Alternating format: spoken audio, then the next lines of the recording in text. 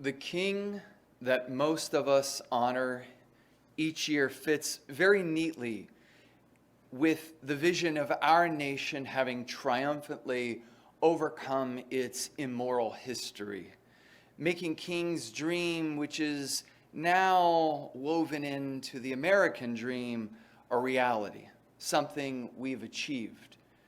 Our nation's unjust past becomes some further evidence of its greatness, since we generated not only the injustice, but also the solution to that injustice. It was a test of our greatness, and the good news, we have passed with flying colors. Or at least that's the view of figures like Sean Hannity, a conservative commentator who a few years back described King as a great speaker and a visionary leader, praising his fight against segregation. Conservative commentator Bill O'Reilly also described him as one of the greatest men in American history. O'Reilly said that he admired that King was, and I'm quoting him, so calm.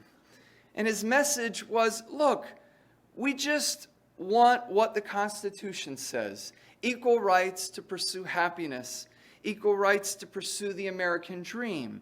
We want to be treated the way whites are treated, end quote. Figures like Hannity and O'Reilly are not alone in offering this narrow, superficial, platitude-filled praise of a man who was once hated by the very nation that today honors his birthday with a national holiday every year. Now, each year, if you think about it, elected officials, schools, colleges, businesses pay all kinds of lip service to King's commitment to service and justice. They talk about those in particular without a whole lot of elaboration: service and justice, equality, buzzwords often. What they don't do is seriously explore the depth of the ideas and efforts that this man ended up unintentionally sacrificing his life for. The reality is that most Americans do not really know MLK. The King we think we know is really a self-serving fable of those with the lion's share of economic and political power in this nation, one that actually betrays the full vision of the just society that he struggled to produce. His most incisive social critiques are hollowed out, and his prophetic philosophy of social transformation in the service of love is, at the very least, dulled. Again and again, I learned from my college students that they are only taught that Reverend King was what Hannity and O'Reilly had mentioned. He was a civil rights leader who rather politely fought Southern segregation. And when that was accomplished, then the job was done, he had a dream, all is well. They do not learn that Reverend King explicitly recommended militant, that's his word, militant, though nonviolent, tactics of social change. Nor do they learn that he spent the last years of his life speaking out and organizing what he viewed as the immorality of capitalistic materialism and American militarism, as well as white supremacy. Ask yourself how honestly even those of us in this room name those social maladies. To reiterate, Reverend King put militarism and materialism in the same category of racism. How many of us do that? We don't have to agree with King, as a matter of fact. He's a mere mortal, someone we might contend with, but at the very least, we might seriously contemplate the ideas that he died for. Just ask ourselves how many of us genuinely contemplate the full triplet of evil that King referred to. Today, I think we are called to confront the stark realities of economic injustice and the political polarization that it produces. It's not enough to talk about political polarization without talking about its origin. It doesn't just happen out of nowhere. People don't just wake up angry and mad at each other. To get ourselves out of this very serious trouble that we find ourselves in the United States of America, we, I think, need to turn to the very ideas that got King into so much trouble. Ideas that challenge the common sense, that preserve the privilege of the powerful and the pain and the inequities of ordinary people. We need to contemplate his critical evaluation of those other two parts of the triplet of evil: capitalistic materialism and militarism. Now, on April 4th, 1967, as I'm sure many of you know, 1 year before his death, King delivered what might have been his boldest address, at least the most well-known and most heard of his bold addresses, Beyond Vietnam, A Time to Break Silence. And King called for the United States to withdraw from Vietnam. He talked about what he thought was the immorality of that war, of how the United States had supported French colonialism, undermined Vietnamese efforts for independence, and then ended up siding with a brutal autocracy, undermining any hopes of genuine freedom in that society, followed by individual massacres and napalm bombing costing tens of thousands of innocent civilian lives. And in that same speech, King called for a radical, these are his words, a radical revolution of values by channeling millions of dollars being spent on war to address the dire needs of the nation's poor. King contended that the giant triplets of racism, extreme materialism, and militarism reinforced one another, preventing us from achieving the objectives of a truly just society. Reverend King came to this conclusion after observing that millions of black people remained in dire conditions, even as important advances had been made in civil rights, including the ending of segregation and the expansion of voting rights. Those were not sufficient to eradicate racism. As early as the bus boycotts, King had argued that those in power pit poor whites against ethnic minorities to prevent poor people from working collaboratively to change the social order. You know what he didn't recommend? Is beating up on those poor white racists. I mean, he certainly recommended we call out their racism, but he did not recommend we attack them personally, or that we fail to understand the ways in which they are either manipulated or ways in which their hatred, their anger, their perhaps self-loathing is caused by those who actually have positions of power.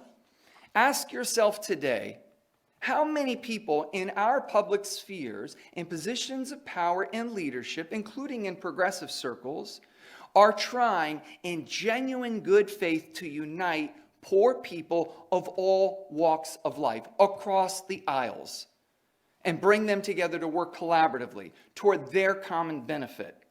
A whole lot more energy is put in pitting people against each other, because that is exactly how the status quo is maintained.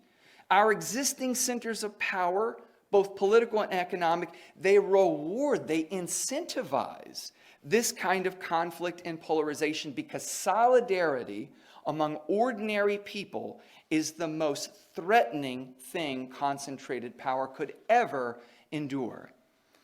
In the Drum Major Instinct sermon, King gave us a little bit of advice, I think, as we navigate the territories of racism and bigotry. He talked about his experience with the wardens of the Birmingham jail, which you might know he had a little bit of a stay in. And the officers had argued that segregation was actually beneficial to everyone.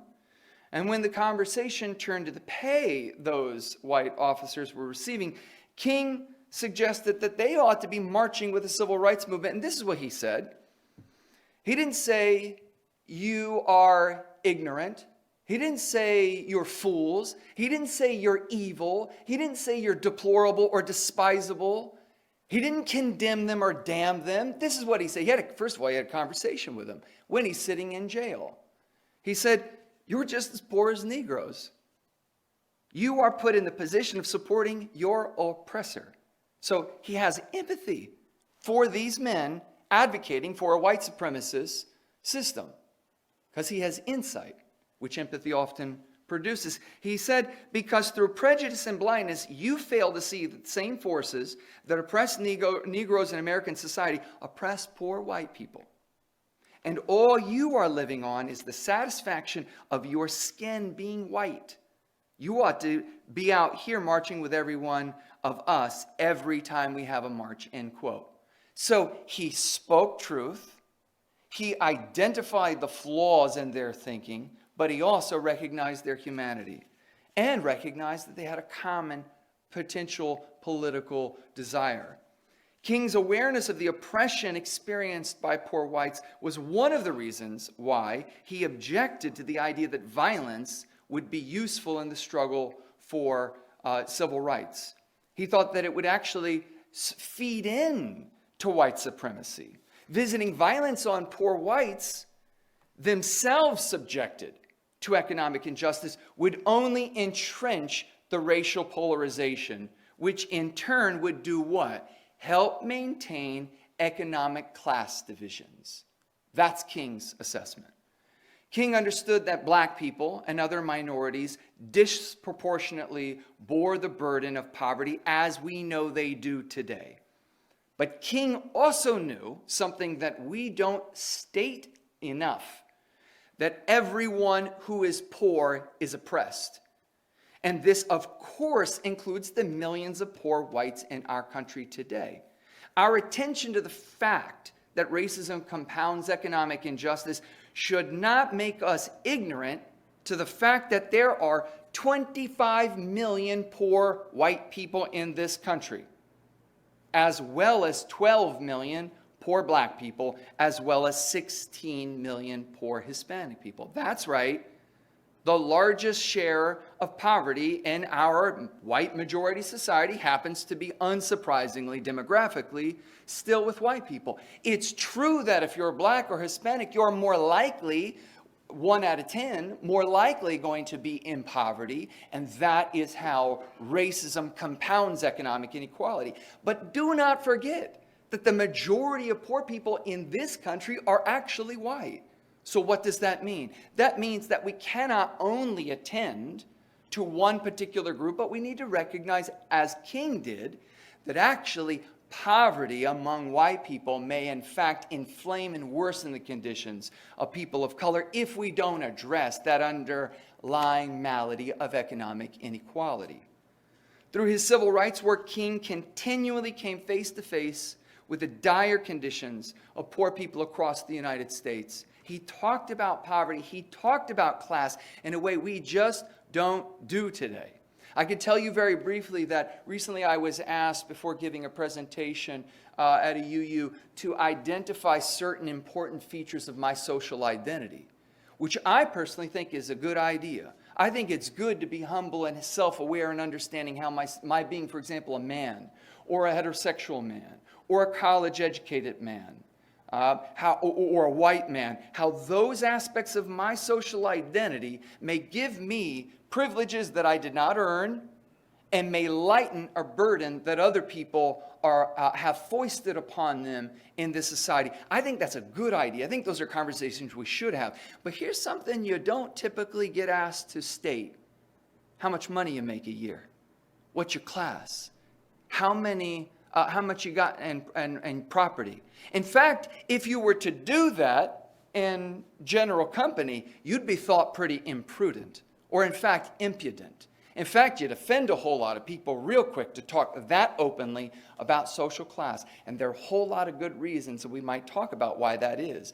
But to say the least, we have found some way, as Bell Hooks chastises us, this great anti-racist feminist thinker taught us, we have learned to not see class. And we certainly aren't talking about it, but Martin Luther King Jr. did.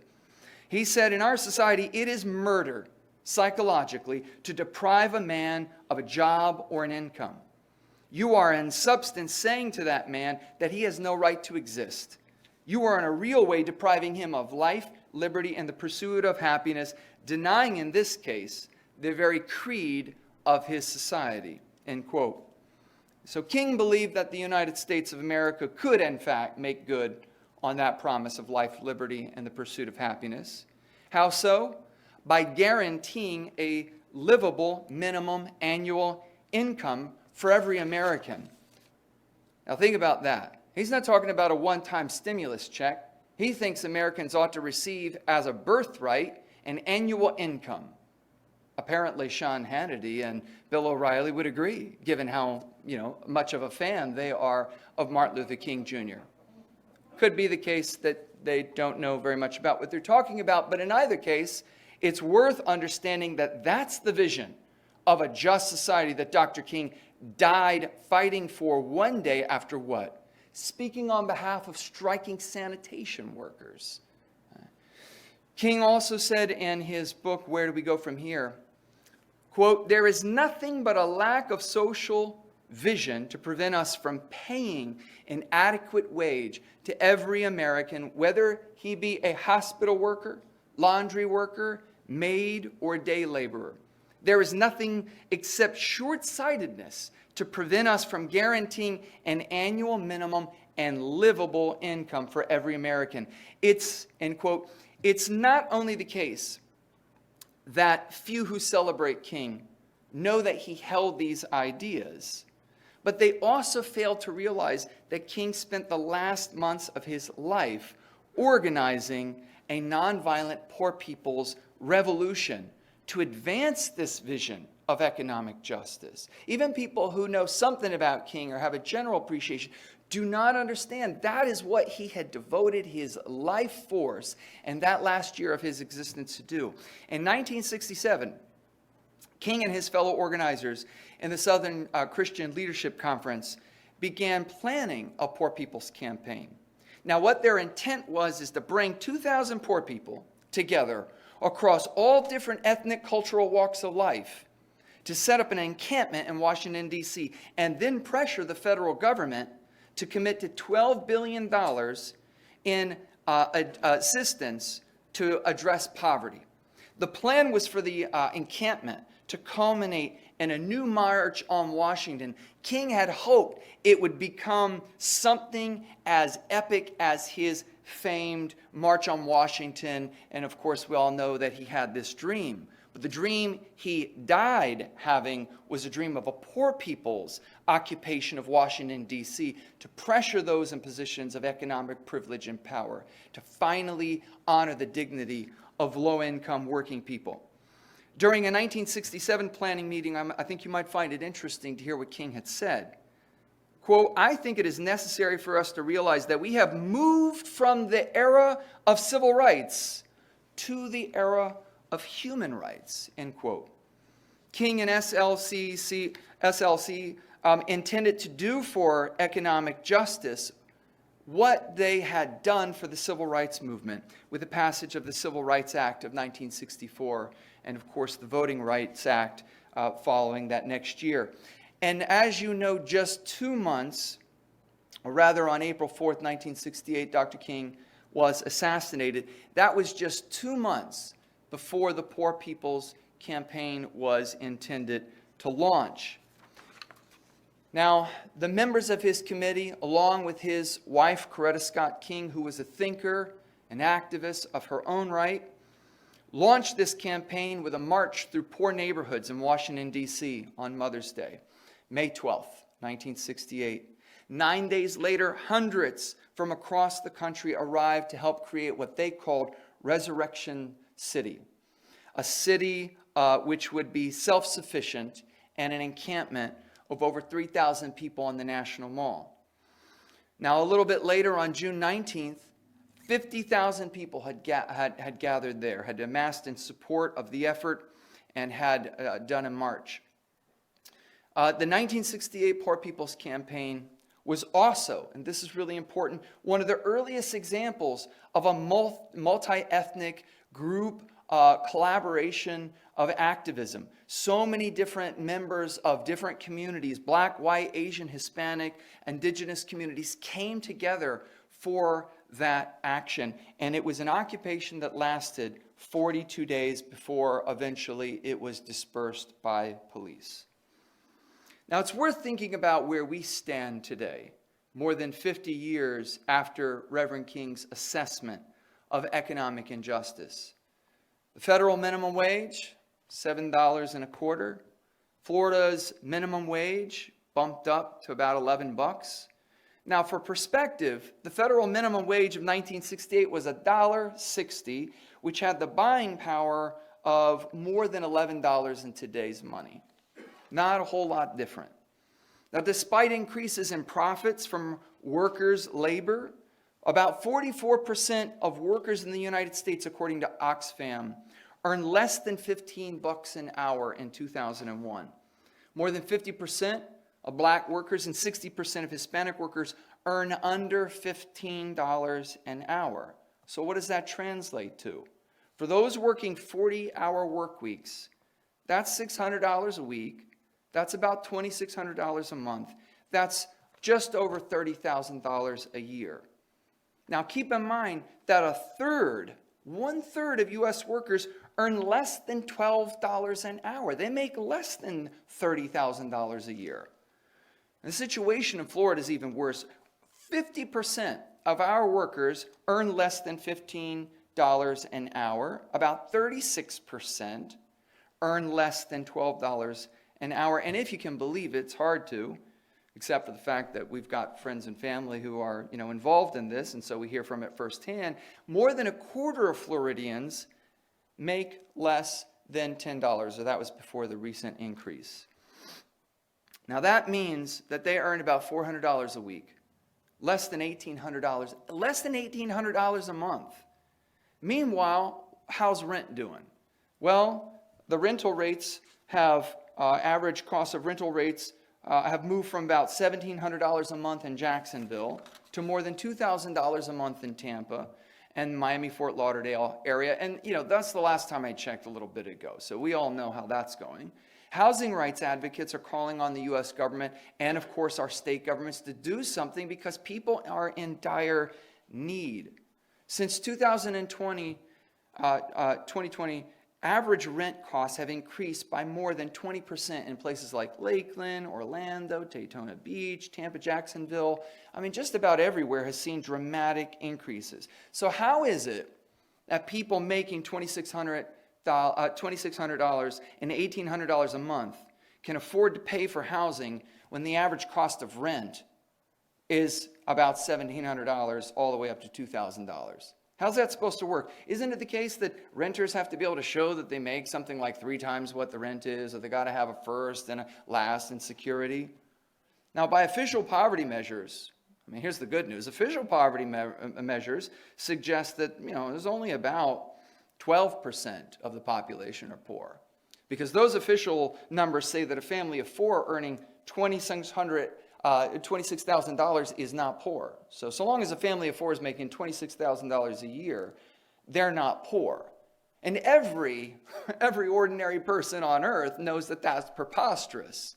Everybody knows that a family of 4 is indeed poor at that rate. That's why a Brandeis University is much more helpful that was released last year, showed that 35% of full-time U.S. working families do not earn enough money to cover basic costs of a family budget. Now, there is no better way to stimulate hatred and anger of the other, as well as self-loathing, which is often one of the main forces psychologically that produces the hatred of the other. It's a way to sort of find some way to launder one's conscience and have some shred of esteem, as Dr. King pointed out in his assessment. There is no better way to guarantee political polarization and hatred and all kind of animosity like putting people in this kind of state. Being poor and near poor is not a result of the laws of nature. This is something Dr. King helped us understand. It's the result of political economic policy choice. In April 2022, the Center for Economic and Policy Research concluded that the minimum wage would have been $23 an hour in the year 2021 if it had kept up with inflation and worker productivity. So workers, productivity, the amount of money they generate for the owners of companies, It goes up, up, up, and their wages go down or they remain stagnant.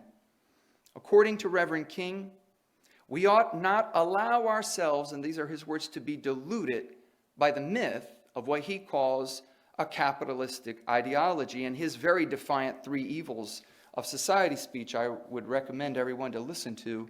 King cleverly observed that the U.S. political policies favor, quote, socialism for the rich and capitalism for the poor, end quote. You've heard that before. Well, we find that right there in the three evils of society. We use the mechanisms and power of government to help those with the most power and wealth rather than those with the greatest human need and the least power. King put it this way.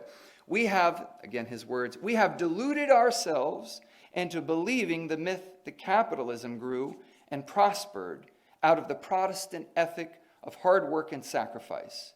The fact is, capitalism was built on the exploitation and suffering of black slaves and continues to thrive on the exploitation of the poor, both black and white, both here and abroad, end quote.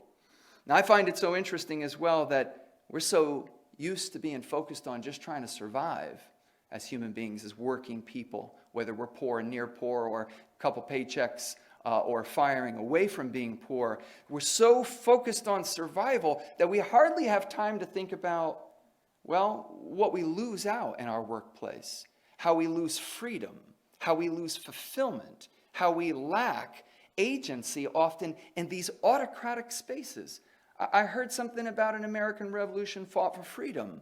One, so that we could spend the majority of our waking hours in enterprises which we do not own, which we generate profits for other people, and we have very little say over how that environment goes. Sounds rather paternalistic, sounds rather unfree. And I think one of the great ironies is that it's often those who profit from others' labor who lambast ordinary working people for their laziness. You're hearing a lot of this lately. I'll just give you one example. This month, January 2023, the co-founder of Home Depot, Bernie Marcus, told the Financial Times that he is worried about what? Worried about poor people, worried about political polarization, worried about nuclear war, worried about peace. No, he's worried about, quote, capitalism. Capitalism, he explained, is what enabled him to create such a successful store in Home Depot. He lamented that under the current social conditions, he doubts he could duplicate the success of creating more than 2,000 stores throughout North America. He doesn't think he'd be able to generate more than something about 16 of them up and running because of the state of affairs. And what's the problem? Here's what he opined, and I quote, "Nobody works. Nobody gives a damn." And I promise you, I'm just quoting. "Just give it to me. Send me money. I don't want to work. I'm too lazy. I'm too fat. I'm too stupid." End quote. Now consider for a moment, these are the same people who would tell us that any talk of class, some sort of strange, trying to stoke the flames of polarization and get people riled up. There's no such thing as class in America. Too fat, too lazy, too stupid, says Marcus. Consider for a moment the lack of self-awareness required to make that kind of statement. Here is a man who's one of the 500 richest men in the world. Here's a man who spends the majority of his time, by his own acknowledgement, in philanthropic toil, giving money to worthy causes. And how did he accumulate so much of that money? Perhaps by paying Home Depot workers as little as $14 an hour here in the state of Florida so that they can live in poverty. Maybe we could really help out a lot of those very busy billionaires engaged in so much philanthropic toil. Maybe they could simply, pay their workers a reasonable share of the profits they generate. But isn't it interesting the lack of self-awareness of a man who makes so much money off of over 500,000 Home Depot workers, as he himself does not work? Because that is the very nature of our system. It is that those who own secure the greatest proceeds, and it is those who actually do the work who do not receive those.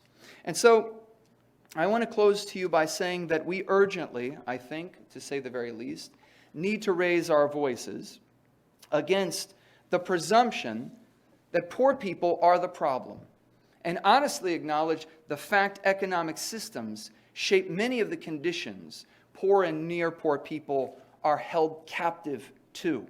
Instead of blaming the victim, We should no more blame the victim of the poor than we should blame the victim of a black man who's shot down in a neighborhood because someone was afraid of his hoodie.